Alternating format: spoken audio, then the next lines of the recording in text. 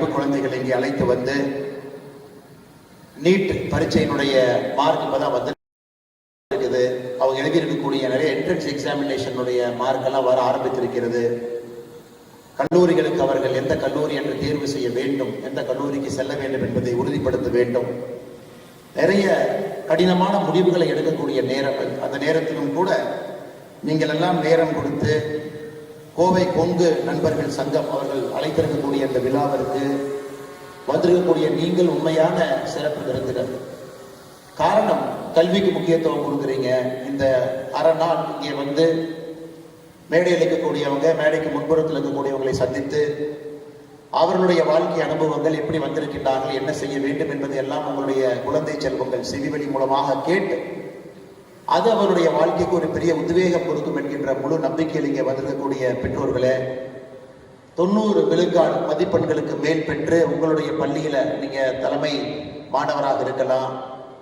வரக்கூடிய காலத்தில் இன்னும் பெரிய பெரிய பொறுப்புக்கு தலை சிறந்த மருத்துவர்களாக, பொறியாளர்களாக, அந்தந்த துறையினுடைய நிபுணர்களாக, தொழில் முனைவோர்களாக பெரிய பொறுப்புக்கெல்லாம் செல்ல இருக்கின்றீர்கள். இது வெறும் அச்சாரம் மட்டும்தான். அப்படி வந்திருக்கக்கூடிய மாணவ செல்வங்களே, கோவை கொங்கு நண்பர்கள் சங்கத்தினுடைய மூத்த முக்கியமான உறுப்பினர்களே, அதனால நிறைய ப்ரொஃபஷனல்ஸ் இருக்கிறாங்க. ஞாயிற்றுக்கிழமை நிறைய நேரம் அவங்களுக்கு இருக்கும். அவங்க டாக்டர்ஸ் வந்திருக்கிறாங்க, நிறைய அவங்களுக்கு சர்ஜரிஸ் எல்லாம் இருக்கும். அதையெல்லாம் ஒத்தி வைத்து விட்டு எனக்கு ஞாயிற்றுக்கிழமை காலையிலிருந்து மதியம் வரை இது மட்டும்தான் என்னுடைய நோக்கம், எதற்கும் நான் நேரம் கொடுக்க மாட்டேன் என்று வந்திருக்கக்கூடிய எல்லா முக்கியமான உறுப்பினர் பெருமக்களே, உங்களுக்கு மறுபடியும் என்னுடைய வணக்கத்தை தெரிவித்துக் கொள்கின்றேன். அருமை சொந்தங்களே, எனக்கு அவர்கள் சிறப்பு செய்த பொழுது நான் கேட்ட ஒரே கேள்வி என்னன்னா, மேடையில் இருக்கக்கூடிய மற்ற தலைவர்களுக்கும் சிறப்பிப்பு பண்ணுவீங்களா அப்படின்னு கேட்டேன். காரணம் என்னன்னா, இந்த மேடையில் இருக்கக்கூடிய எல்லா தலைவர்களுமே எனக்கு ஒரு விதத்தில் இன்ஸ்பிரேஷன். அவர்களை பார்த்து நான் வளர்ந்து கொண்டிருக்கின்றேன், இன்னும் அவர்களை பார்த்து கொண்டே இருக்கின்றேன். அவங்களுடைய உத்வேகம், வாழ்க்கையை எப்படி நடைமுறைப்படுத்தி வடிவமைத்திருக்கின்றார்கள், கஷ்டமான சூழலிலிருந்து எப்படி பிறந்து இவ்வளவு தூரம் வந்திருக்கின்றார்கள், அந்தந்த தொழிலில் தலைமைத்துவம் நிபுணர்களாக இருக்கின்றார்கள். அவர்களை இந்த உலகமே திரும்பி பார்த்து கொண்டிருக்கிறது. சமுதாய அடையாளத்தை தாண்டி, கொங்கு என்கின்ற ஜியோகிராபிக்கல் ஏரியாவை தாண்டி, தமிழகம் என்கின்ற அடையாளத்தை தாண்டி, இந்தியன் என்கின்ற அடையாளத்தை தாண்டி மேடையில் இருக்கக்கூடிய பல பேர் இன்னைக்கு ஒரு குளோபல் சிட்டிசன்ஸா இருக்கிறாங்க. அவங்களுடைய பேரை பல ஊர்ல நீங்க சொன்னீங்கன்னா சில பேர் எந்திரித்து நிற்கும் அளவுக்கு அவங்களுடைய துறையில பெரிய சாதனையை செய்துவிட்டு மேடையில் இருக்க தலைவர்கள் எல்லாம் அமர்ந்திருக்கின்றார். அதை நீங்கள் நல்லா புரிஞ்சுக்கணும் அப்படிங்கிறதா என்னுடைய நோக்கம். ஏன்னா நான் இன்னைக்கு சமகாலத்தில் உங்களை விட சில ஒரு சதமானம், ஒரு டிகேடு முன்னாடி இருக்கிறேன். பட் இவர்கள் கடந்து வந்த பாதை என்பது அதே உங்களுக்கு போதும். உங்க 6 பேர்த்த நீங்க ஸ்டடி பண்ணீங்கன்னா இன்னைக்கு நீங்க அரை நாள் வந்ததற்கு அதே போதும், வேற எதுவுமே நீங்க செய்ய வேண்டாம். அதனால் ஒருவரையும் அறிமுகப்படுத்தும் பொழுது அவர்களை பற்றி ஒரு நிமிடம் அவருடைய துறையை பற்றி, அவர்கள் செய்திருக்கக்கூடிய சாதனையை பற்றியும் பேசுவது என்னுடைய பெருமையாக நான் நினைக்கின்றேன். அருமை சொந்தங்களே, இந்த சங்கம் 2017 ஆரம்பிக்கப்பட்டு 19 முறைப்படி பதிவு செய்யப்பட்டு அனைவரையும் ஒருங்கிணைத்து அரசியலுக்கு அப்பாற்பட்டு, சாதி மதத்திற்கும் ஒரு விதத்தில் அப்பாற்பட்டு, கொங்கு சமுதாயம் அவர்கள் நன்றாக இருக்க வேண்டும் என்கின்ற ஒற்றை நோக்கத்துல தொடர்ந்து 7 ஆண்டுகளாக இந்த பணியை மேடையில் இருக்கக்கூடிய தலைவர்கள் எல்லாம் செய்து கொண்டிருக்கின்றார். காரணம், கொங்கு செழித்தால் எங்கும் செழிக்கும் என்கின்ற ஒற்றை கருத்துல இந்த சமுதாயம் தனக்கான விளிம்பு நிலை மக்கள் தான். முதல் தலைமுறை விவசாயம் செய்து, 2ஆம் தலைமுறை தான் இப்பதான் இந்த சமுதாயம் தலை தூக்கி மேலே பார்த்து கொண்டிருக்கிறது. அந்த சமுதாயத்தை இன்னும் வேகமாக மேலே கொண்டு வர வேண்டும் என்கின்ற ஒற்றை கருத்துல, ஒற்றை நோக்கத்துல மேடையில் இருக்கக்கூடிய இந்த விழாவினுடைய தலைவராக இருக்கக்கூடிய அருமையன் டாக்டர் டி ராஜ்குமார் அவர்கள் ஒரு சிறந்த விவசாயி மட்டுமல்ல, அவருக்கென்று சொந்தமாக ஒரு ரியல் எஸ்டேட் தொழில் மட்டுமல்ல, எனக்கு தெரிந்த இந்த பொறுப்புக்கு வந்த பிறகு அதிகப்படியான நேரம் இந்த சங்கத்துக்கு மட்டும்தான் கொடுக்கிறாங்களோ தவிர குடும்பத்திற்கோ அவருடைய தொழிலுக்கோ கொடுக்கக்கூடிய நேரம் குறைவாகத்தான் இருக்கும். அவருக்கு உங்கள் சார்பாக என்னுடைய நெஞ்சார்ந்த நன்றிகளை, வணக்கத்தை தெரிவித்துக் கொள்கின்றேன். யாரோ ஒருத்தர் நம்மளை லீட் பண்ணணும், அது அண்ணன் அவர்கள் செய்து கொண்டிருக்கிறார். மிக அற்புதமான ஒரு வரவேற்புரை நல்கிவிட்டு அமர்ந்திருக்கக்கூடிய செல்வம் ஏஜென்சிஸினுடைய நிர்வாக இயக்குநராக இருக்கக்கூடிய ஐயா நந்தகுமார் அவர்கள் மிக நேர்த்தியான ஒரு மனிதர். தன்னுடைய வாழ்க்கையில அவரை பற்றியும் நீங்க ஆழமா பார்க்கணும். கோவை கொங்கு நண்பர்கள் சங்கத்தினுடைய துணைத் தலைவராக இருந்து நம்ம எல்லாம் வழிநடத்தி கொண்டிருக்கின்றார்கள். அண்ணன் அவர்களுக்கும் என்னுடைய நெஞ்சார்ந்த வாழ்த்துக்களை, வணக்கங்களை இந்த நேரத்தில் தெரிவித்துக் கொள்கின்றேன்.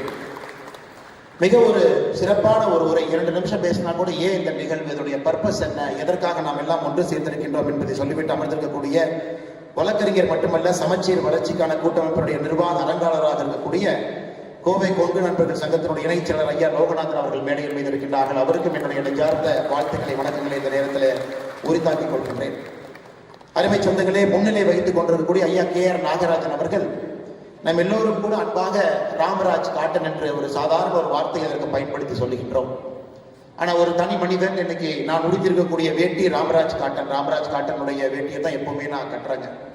எல்லோரும் அப்படித்தாங்க. நிறைய பேர் ஒரு வேட்டி கட்டுற ஒரு நிகழ்வு, அது இந்த பகுதியில் நம்ம எல்லோரும் பயன்படுத்தக்கூடிய ஒரு நிகழ்வை பட்டி தொட்டி எல்லாம் உலகம் முழுவதும் எடுத்து சென்றிருக்கிறான்.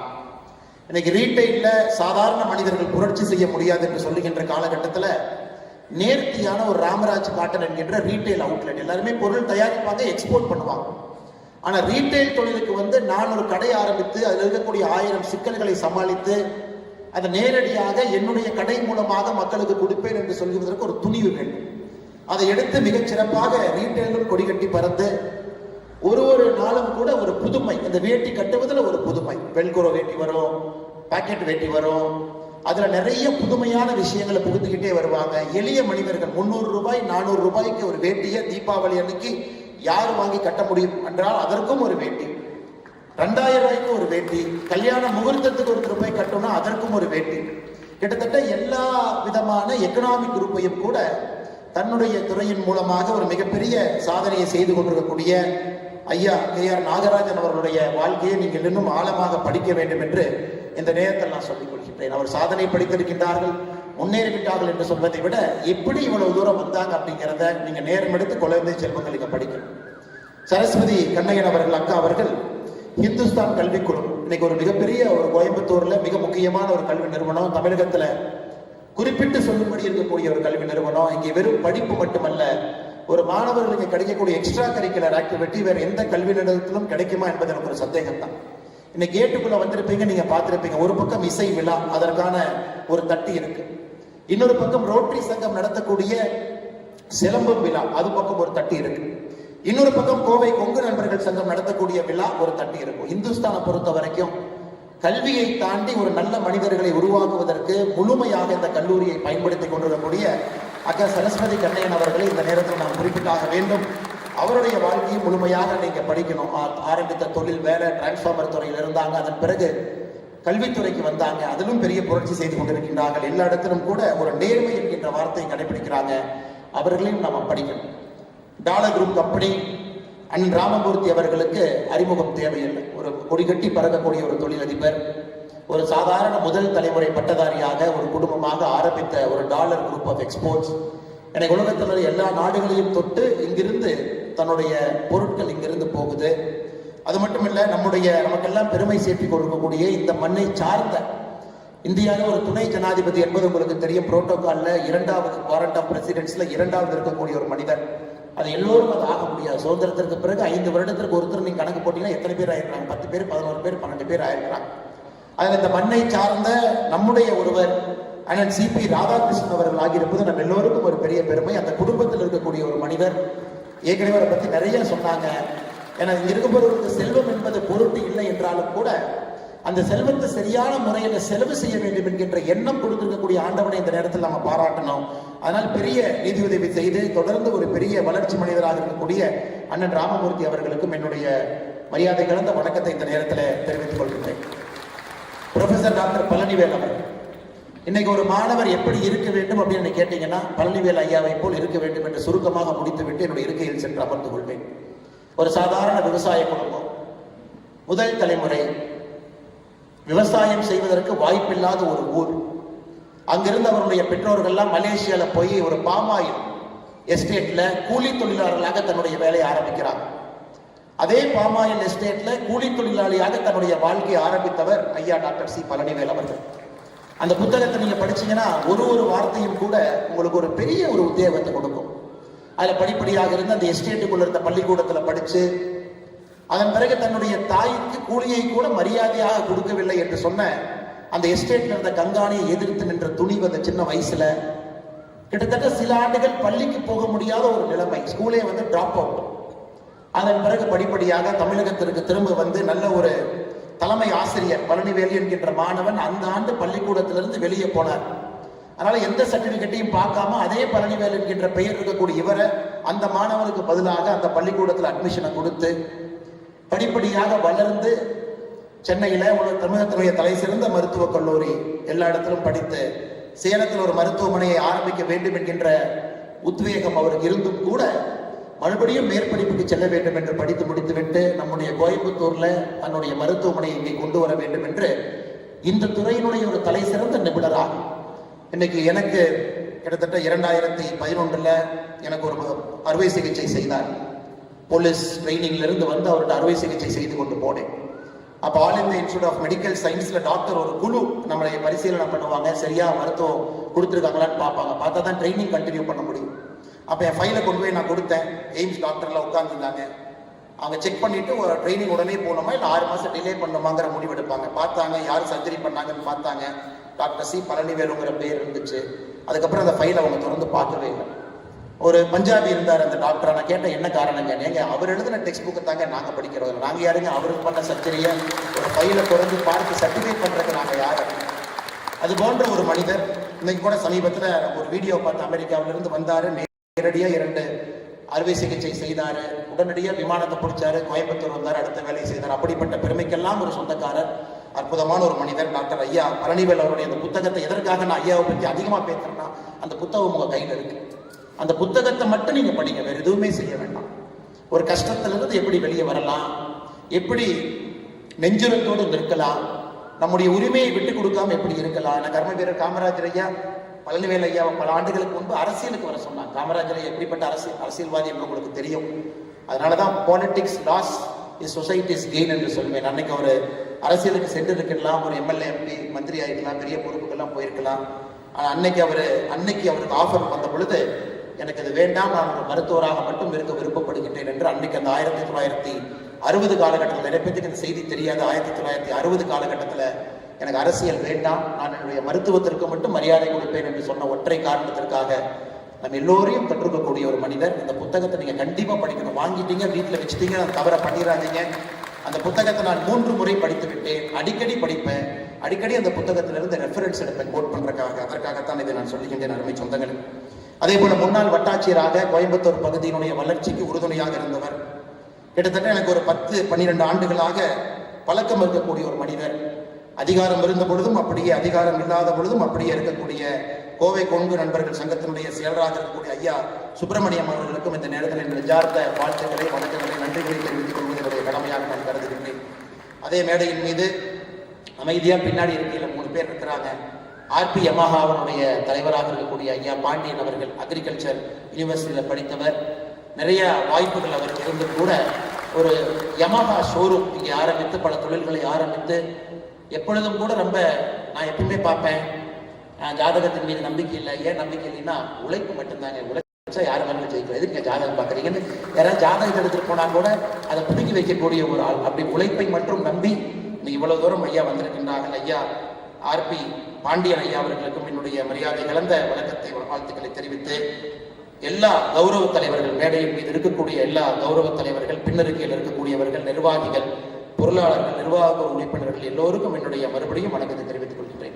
அருமை சொந்தங்களை எதற்கு எடுத்துற 10 நிமிஷத்துக்கு எடுத்துக்கிட்டேன் அப்படின்னாங்க, இவர்கள் எல்லோரும் பாடம் படிக்க வேண்டியவர்கள் என்று சொல்வதற்காக. நம்ம யாரையோ இப்போ எங்கெங்கேயோ தொலாம் ஒரு பெரிய ஒரு தலைவருடைய பெயரை சொல்லும் பொழுது நமக்கு ரொம்ப ஃபேன்சியா இருக்கும். அவங்க ஜெயிச்சுட்டாங்க, அவங்க வாழ்க்கையிலிருந்து கத்துக்கலாம். ஆனா நம்ம கிட்ட ஆடம்பரமே இல்லாம சாதாரணமா ஒரு வாழ்க்கை வாழக்கூடியவங்களை பெரும்பாலும் நம்ம நிறைய நேரத்துல ஏறெடுத்தும் கூட பார்ப்பதில்லை. அதனால் இங்க இருக்கக்கூடிய தலைவர்களாக இருக்கட்டும், முன்னறிக்கையில் பெரிய நிபுணர்கள் இருக்கிறாங்க, தொழில்துறையில சாதனை பிடித்தவர்கள். வருங்காலத்தில் அவர்களும் இந்த மேடைக்கு வருவாங்க. பெரிய மருத்துவர்கள், டாக்டர்ஸ், ஆர்த்தோபெடிக் சர்ஜன்ஸ் இருக்கிறாங்க. சொந்தமாக மருத்துவம் நடத்தும் அரசு வேலையில் இருந்தவங்க விட்டுட்டு வந்து சொந்த மருத்துவமனை நடத்தி ஏழை எளிய மக்களுக்கு மருத்துவம் கொடுப்பவங்க. எக்ஸ்ட்ரீம்லி ஃபைனஸ்ட் சார்ட்டர்ட் அக்கௌண்டன்ட்ஸ், இந்த கொங்கு பகுதியினுடைய தலை சிறந்த ஆடிட்டர்ஸ் உட்கார்ந்து இருக்கிறாங்க. நிறைய தொழில் முனைவோர்கள், விவசாய பெருமக்கள், இயற்கை விவசாயிகள், வேளாண் விவசாயிகள் எல்லாம் இங்க இருக்கிறாங்க. ரூட்ஸ் ஐயாவுடைய எப்பொழுதுமே நமக்கு தெரியும், ஐயா அவங்க பேசினாவே அந்த மோட்டிவேஷன் லெக்சர் எல்லாரும் உட்கார்ந்து மணிக்கணக்காக கேட்போம். ஐயா அவர்களும் வந்திருக்கின்றார்கள். அதனால் முன்னிருக்கையில் இருக்கக்கூடியவர்களும் பெரிய மனிதர்கள் இருக்கின்றார்கள். அவர்களுக்கும் என்னுடைய வணக்கத்தை, வாழ்த்துக்களை தெரிவித்து, அருமை சொந்தங்களே, உங்களுக்கு ஒரே ஒரு சின்ன உதாரணத்தை மட்டும் கொடுத்து என்னுடைய பேச்சை ஆரம்பிக்க வேண்டும் என்று நினைக்கின்றேன். காரணம், அந்த பருவத்தில் இருக்கிறீங்க. You are in an age where you can make a change. அந்த சேஞ்சுங்கிறது லாஸ்டிங் சேஞ்சா உங்களை தாண்டி நிற்கக்கூடிய ஒரு சேஞ்சை கொடுக்கக்கூடிய வயசுல நீங்க எல்லாம் உட்கார்ந்துருக்கிறீங்க மாணவ செல்வம். நீங்க உதாரணத்துக்கு இன்னைக்கு காலையில உங்க வீட்டுக்கு வெளியே இருக்கிறீங்க, ஒருத்தர் ஓடிட்டு போறாருன்னு வச்சுக்கோங்களேன். 2000 வச்சுக்கலாங்க, 20 வருஷம் பின்னாடி போயிருக்கும்.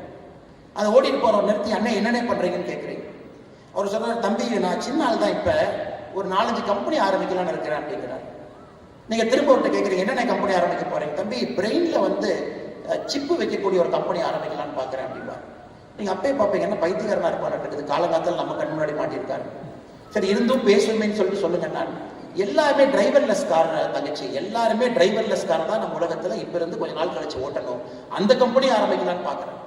அப்ப நீங்க கண்டிப்பா முடிவு பண்ணிடுவீங்க, கண்டிப்பா அவங்க ட்ரேட்மார்க் பைத்தியக்காரன் தான். ஏன்னா 2 விஷயத்த சொல்றாரு. அதோட நிக்கல, மறுபடியும் இன்னும் ஒரு படி முன்னாடி போறாரு. இல்ல இன்னும் ஒரு 10 வருஷம் 5 வருஷம் கழிச்சு எல்லா பக்கம் சோலார் அப்படிங்கறது அடிப்படையா கொண்டு வந்து இந்த எலக்ட்ரிசிட்டியினுடைய கன்சம்ஷன் பேட்டர்னே மாத்த போறாங்கிறார். அப்பவும் பாக்குறீங்க, என்னடா அவன் முழு பைத்தியக்காரனா இருப்பான், தொடர்ந்து பேசிட்டே இருக்கான். அப்புறம் மறுபடியும் இன்னும் அதோட நேரத்துல இன்னும் ஒரு படி முன்னாடி போறாரு. ரீயூசபிள் ஸ்பேஸ் வெஹிக்கிள் மேல லான்ச் பண்ணலான்னு பாக்குறேன். அதாவது கீழிருந்து மேலே செல்லக்கூடிய ஒரு ஸ்பேஸ் வெஹிக்கிள், அது போய் சேட்டலைட்ல ஆர்பிட்டை விட்டுட்டு மறுபடியும் கீழே வந்து அதை நம்ம எடுத்து ரீயூஸ் பண்ணலாம் அப்படிங்கிறார். அப்போ முடிவு பண்ணிருக்கீங்க, ஓ கன்ஃபார்மா பைத்தியக்காரன் தான். அடுத்து இன்னும் ஒரு படி போறாரு, இல்ல நான் ஆர்டிபிஷியல் இன்டெலிஜென்ஸ் நிறுவனமும் ஒன்று ஆரம்பிக்கலான்னு பாக்குறேன், அது நம்முடைய வாழ்க்கையை மாற்றக்கூடிய ஒரு நிறுவனத்தை ஆரம்பிக்கிறேன். 2000 ஆண்டு இந்த மாதிரி ஒரு மனுஷங்க முன்னாடி சொல்றாருன்னா அவருக்கு இந்த உலகம் பைத்தியக்காரன் என்கின்ற முத்திரையை குத்தி இருக்கும், அது எந்த மாற்று கருத்தும் இல்லை. ஆனா இன்னைக்கு அதே மனிதனை திரும்பி பார்த்தீங்கன்னா எலன் மஸ்க் என்கின்ற பெயர், நியூரோ லேப் என்கின்ற ஒரு பெரிய கம்பெனி இன்னைக்கு பிரெயின்குள்ள சிப் வைக்க ஆரம்பிச்சிட்டாங்க, to control your brain waves, அது ஒரு நிறுவனம். XAI என்கின்ற பேர்ல ஆர்டிபிஷியல் இன்டெலிஜென்ஸ், OpenAI அவர் தான் ஆரம்பிச்சாரு. டெஸ்லா கம்பெனி நடத்துறாரு, ஸ்பேஸ் எக்ஸ் என்கின்ற நிறுவனத்தை நடத்துறாரு. எதற்காக இதை நான் சொல்லி ஆரம்பிக்கிறேன்னாங்க, ஒரு ஐடியா எப்பொழுதுமே நீங்க சொல்லும் பொழுது அஹெட் ஆஃப் டைம் இருக்கும் பொழுது உங்களை யாரும் நம்ப மாட்டாங்க. இன்னைக்கு இருக்கக்கூடிய எத்தனையோ குழந்தைகளை உட்கார்ந்து இருக்கிறீங்க, உங்கள்கிட்ட அந்த ஐடியா உள்ள இருக்கும், நான் செய்யலான்னு இருக்கேன், ஆனா இன்னைக்கு அது பொருந்தாம இருக்கலாம், இன்னைக்கு சமுதாயத்திற்கு அது சூட் ஆகாம இருக்கலாம். ஆனா எப்பவுமே நான் வச்சுக்கங்க, மக்கள் உங்களை சுற்றி இருப்பவர்கள் அந்த ஐடியாவை அந்த நேரத்துல வரும்பொழுது மட்டும்தான் அதை ஏற்றுக்கொள்வார்கள். ஆனா செய்ய வேண்டியது உங்களுடைய கடமை, அதை நோக்கி மக்களை நடத்தி கொண்டு செல்வது உங்களுடைய கடமை. எதற்காக இதை சொல்றாங்க, உங்க முன்னாடி ரொம்ப சேஃபான ஃபீல்டு நிறைய இருக்கு. Engineering is very safe field. வருஷத்துக்கு லட்சக்கணக்கான இன்ஜினியர்ஸ் உருவாக்குறோம், they pass out, it's okay, very important தான். நமக்கு பொறியாளர்கள் வேணும், டாக்டர்ஸும் வேணும். ஐநா சபை சொல்லக்கூடிய டாக்டருக்கும் நமக்கு இருக்கக்கூடிய கேப்பே பார்த்தீங்கன்னா மிகப்பெரிய கேப் இருக்கு. டாக்டர்ஸும் வேணும், மேடையில் இருக்கக்கூடிய ஜெம் பள்ளிவல் ஐயா மாதிரி பல டாக்டர்ஸ் இங்க இருக்கிறாங்க, எல்லாம் நமக்கு வேணும். அதே போல ஆர்ட்ஸ் கல்லூரி, நான் போறேன், நான் படிக்கிறேன், பிஎஸ்சி பிஏ எல்லாம் படிக்கிறேன், அதுவும் வேண்டும். ஆனா உள்ள ஏதோ ஒன்று இருக்கும். அட் ஏஜ் ஆஃப் 18, 19, 19, 18 வயசுல நான் இதை செய்யணும், நான் ஒரு சினிமா துறைக்கு போகணும், இருக்கலாம், நான் ஒரு பெரிய எழுத்தாளராக வரலாம், இருக்கலாம், நான் ஒரு பெரிய தொழில் முனைவோராக வரலாம், இருக்கலாம்.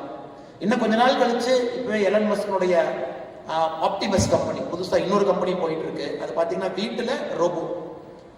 சமீபத்தில் யூஎஸ் போகும்போது அந்த ஆப்டிமஸை பார்த்தாங்க, எல்லா வேலையும் அதே செய்யுதுங்கன்னா 5 ஆண்டுகள் கழித்து பல வீட்டுக்கு நீங்க போனீங்கன்னா காஃபி டீ வந்து ஆப்டிமஸ் ரோபோ தான் கொடுக்க போகுது. இன்னைக்கு பைத்தியகாரத்தனமா இருக்கு, இன்னும் 5-10 ஆண்டுகள் கழித்து பார்க்கும் பொழுது அப்பா 7வது கம்பெனி சாதிச்சுட்டா இருப்பான்னு நம்ம சொல்ல போறோம்.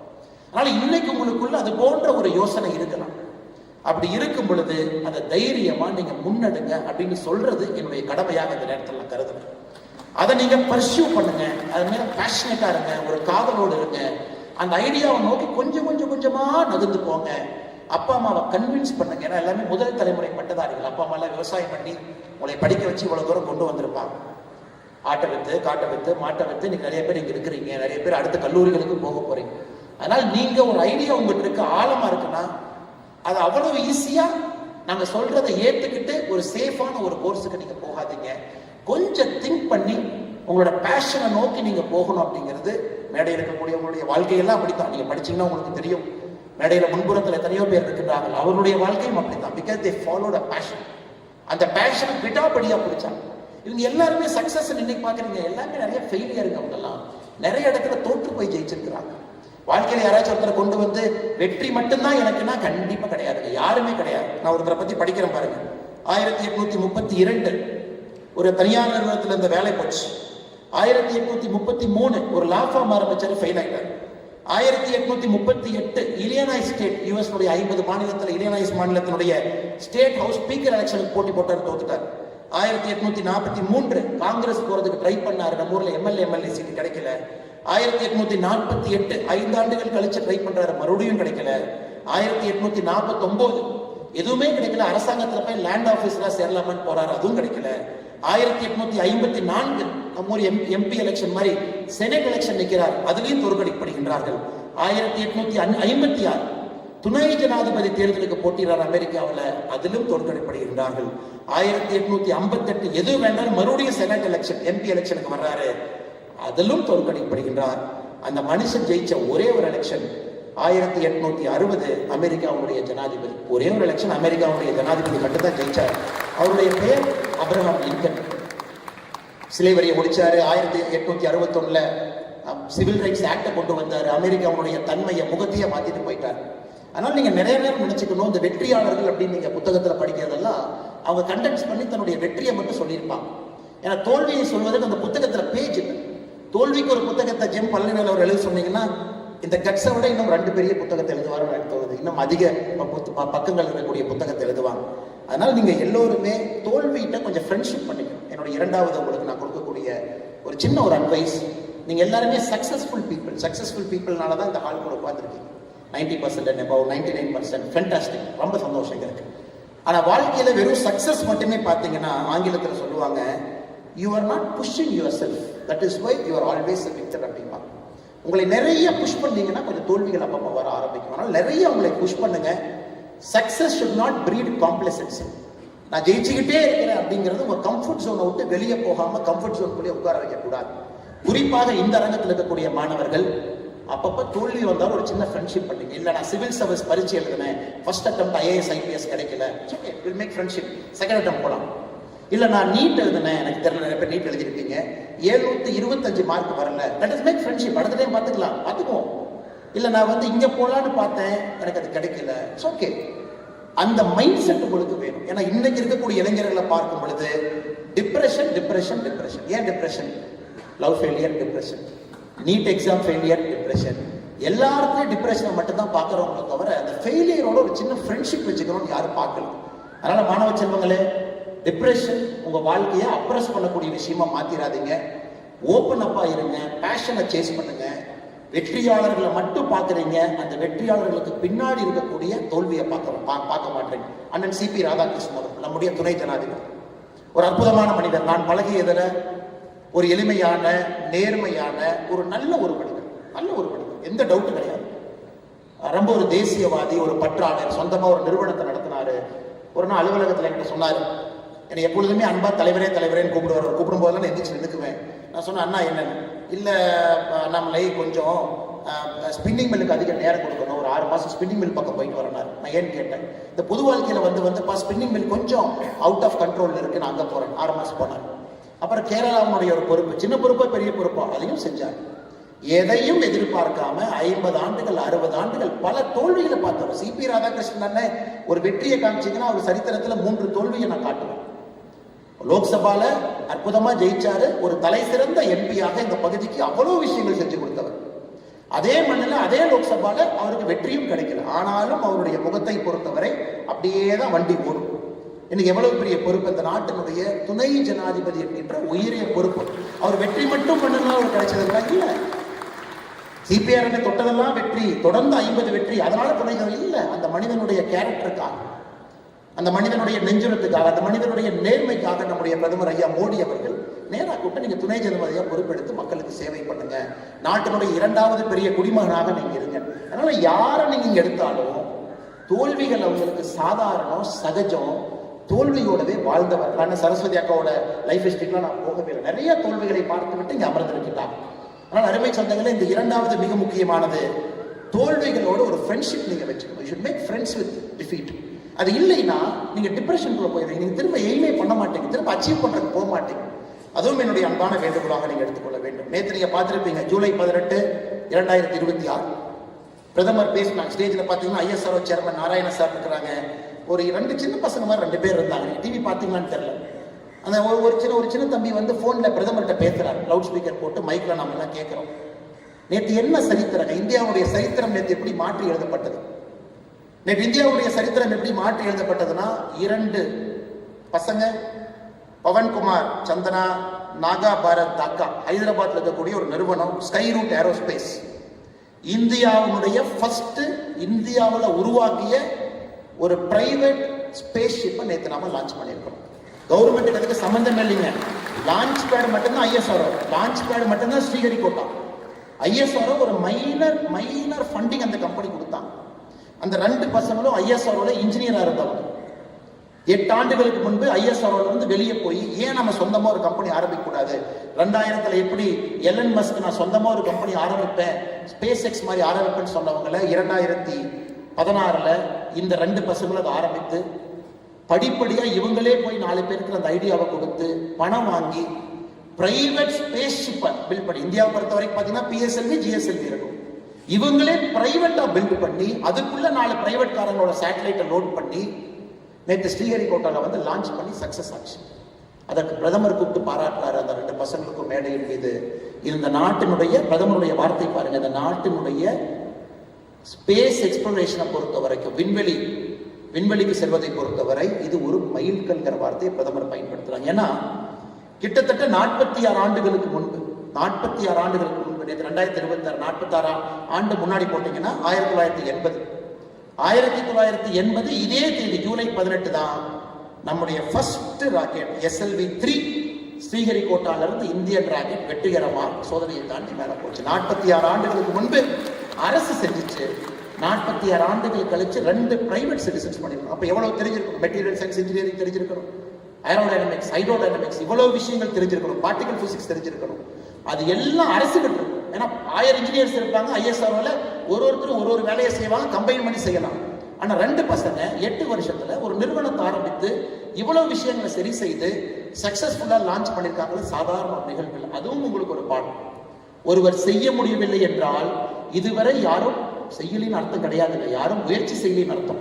ஸோ இந்தியாவில் இந்த பசங்க முயற்சி பண்ணாங்க. நேற்று ஜூலை 18 2026 சொந்தமாக தனியார் நிறுவனம் ஒரு ஆனால் ஃபர்ஸ்ட் லான்ச் பண்ண சக்சஸா 1979 ஆகஸ்ட் 10 அந்த ஃபர்ஸ்ட் சக்சஸ் முன்னாடி 1 வருஷம் முன்னாடி போனீங்கன்னா SLV-3 கிளம்பிச்சு. எல்லாரும் உட்காந்து பார்த்தா அதான் இந்தியாவோட ஃபர்ஸ்ட் ராக்கெட். எல்லாரும் உட்காந்து பார்த்தோம். 317 செகண்ட் தாண்டி ராக்கெட் என்ன வேகத்துல மேல போச்சோ அதே வேகத்துல கீழே வந்துருச்சு. அது ஃபெயிலியர். அப்ப ப்ரொஃபசர் சதீஷ் தவன் ஏபிஜே அப்துல் கலாம் ஐயா மிஷன் ஹெட்டா இருக்கிறாங்க. பத்திரிகை நண்பர்கள் கேட்கிறாங்க, என்னங்க சுதந்திரம் கிடைச்சு இத்தனை வருஷம் ஆச்சு, 1979 இன்னும் பிரிட்டிஷ்காரன் சொல்லுவீங்களா, 32 வருஷம் ஆச்சு சுதந்திரம் கிடைச்சு, ஏன் ஃபெயிலியர்? சதீஷ் தவன் கலாம் அவர்கள் புத்தகத்தில் எழுதுறாங்க, எனக்கு லைட்டா அப்படியே ஒரு சின்ன பயம். ஏன்னா நான் தான் மிஷன் ஹெட், அப்ப நான் தான் பொறுப்பேற்றுக்கணும். அப்ப ஐஎஸ்ஓ தலைவராக இருக்கக்கூடிய சதீஷ் தவன் அவர் கை நீட்டி சொல்றாரு, இவங்க இல்லைங்க, நான் தான் பொறுப்பு, நான் தான் ஐஎஸ்ஆர்ஓடைய தலைவர், அடுத்தது நான் சக்சஸ் பண்ணி காட்டுறேன். கலாம் ஐயாவை பேசவே இல்லை, ப்ரொடெக்ட் பண்றாரு. அதே கலாம் தன்னுடைய புத்தகத்தில் எழுதுறாரு. நம்ம இந்த ஃபெயிலியரை பார்க்கும் பொழுதெல்லாம் நம்ம மேல ஒரு மென்டார் இருக்கும் பொழுது வாழ்க்கை ரொம்ப சுவையாக இருக்கும் அப்படிங்கிறார். அதனால உங்களுக்கு 3வது உங்களுக்கு ஒரு மென்டார் நீங்க வச்சுக்கணும். மென்டார் இன்னைக்கு நீங்க இன்ஜினியர் டாக்டர் எங்க போனாலும் கூட யாரோ ஒரு மனிதர்கிட்ட தொலைபேசியில பேசும் அளவுக்கு ஒரு தொடர்பு இருக்கணும். எனக்கு ஒரு டவுட் இருக்கு, இவங்களை கூட நீங்க மென்டாரா வைக்கலாம். அவங்க யாரும் வேண்டாம்னு சொல்லவே மாட்டாங்க. இந்த நிகழ்ச்சி முடிஞ்சு உங்க நம்பரை கொடுங்க அல்லது PA நம்பரை கொடுங்க, நான் உங்களை 6 மாசத்துக்கு ஒருக்கா வந்து பார்க்கலாமா, இல்ல 1 வருஷத்துக்கு ஒருக்கா வந்து பார்க்கலாமா, உங்கள்கிட்ட நான் சில விஷயங்கள் என்னுடைய வாழ்க்கையை பத்தி பேச நினைக்கிறேன், உங்க அனுபவம் எனக்கு சொல்லிக் கொடுங்க, அதுல இருந்து நீங்க பண்ண சில தப்ப பண்ணாம நான் இன்னும் வேகமாக முன்னேற பார்க்கிறேன் அப்படின்னு சொல்லும் அளவுக்கு இந்த நிகழ்ச்சி முடிச்சு உங்களுக்கு தைரியம் இருக்கணும். அதை கண்டிப்பாக மேடையில் இருக்கக்கூடிய எல்லோரும் அதை ஏற்றுக்கொள்வாங்க. they would like to be mentors. இன்னைக்கு இங்க வந்தாங்க ஐயா ராஜ்குமார் அவர்கள், மேடையில் இருக்கக்கூடிய தலைவர்கள் ஏற்பாடு செஞ்சிருக்கிறாங்க, எல்லோருக்குமே ஒரு நிதியுதவி செஞ்சாங்க, பாராட்டினாங்க, போனாங்க அப்படின்னு அந்த நிகழ்வு இருக்கக்கூடாது. இவ்வளவு உயரம் வந்தவர்கள் உங்களை பிடித்து இன்னும் இதை விட உயரத்திற்கு தூக்கி விடுவதற்காகத்தான் அந்த தலைவர்கள் இருக்கின்றார்கள் என்பதை நீங்கள் மறந்துவிடக்கூடாது. அருமை சொன்னாங்க, எப்படி ஏபிஜே அப்துல் கலாம் ஐயா ஒரு ப்ரொஃபசர் சதீஷ் தவன் கிடைச்சாங்களோ அதே போல உங்களுக்கு இங்க இருக்கக்கூடிய எல்லோரையும் நீங்க பார்க்கலாம், சந்திக்கலாம். நான் ஆடிட்டிங் போனோம், ஐயா உட்கார்ந்து இருக்கிறாங்க. நான் மருத்துவர் ஆகணும், நிறைய மருத்துவர்கள் இங்க இருக்கிறாங்க. ஆயுர்வேதா போகணும், அங்க ஒரு நண்பர் இருக்கிறாங்க. பிசினஸ் பண்ணணும், இங்க இருக்கிறாங்க.